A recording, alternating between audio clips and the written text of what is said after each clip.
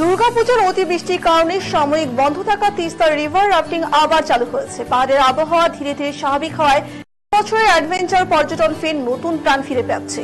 GTA পর্যটন দপ্তরের তত্ত্বাবধানে রাফটিং কার্যক্রম শুরু হয়েছে কঠোর নিরাপত্তা বিধি মেনে। নদীতে নামার আগে পর্যটকদের জন্য লাইফ জ্যাকেট ও হেলমেট বাধ্যতামূলক করা হয়েছে।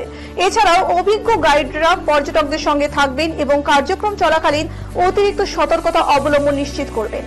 পর্যটন দপ্তরের একজন কর্মকর্তা জানান, দীর্ঘদিন বন্ধ থাকার পর পুনরায় রাফটিং চালু হয় পর্যটকরা উদ্দীপ্ত। দেশ বিদেশ থেকে আগত মানুষরা নদীতে রোমাঞ্চকর অভিজ্ঞতা নিতে প্রস্তুত। তিনি জানান, এবারের মৌসুমী নিরাপত্তা নিশ্চিত করার জন্য বিশেষ দল মোতায়েন করা হয়েছে।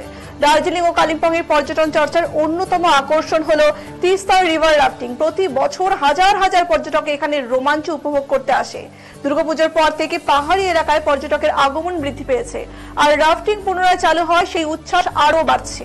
স্থানীয় পর্যটন ব্যবসায়ীরাও এই পুনরায় খোলার ফলে খুবই আশাবাদী। গাইড, বোট চালক থেকে শুরু করে লজ ও রেস্তোরাঁ মালিকরা মনে করছেন, এবারে শীতের মৌসুমে তিস্তার পর্যটন নতুনভাবে জমজমাট হয়ে উঠবে।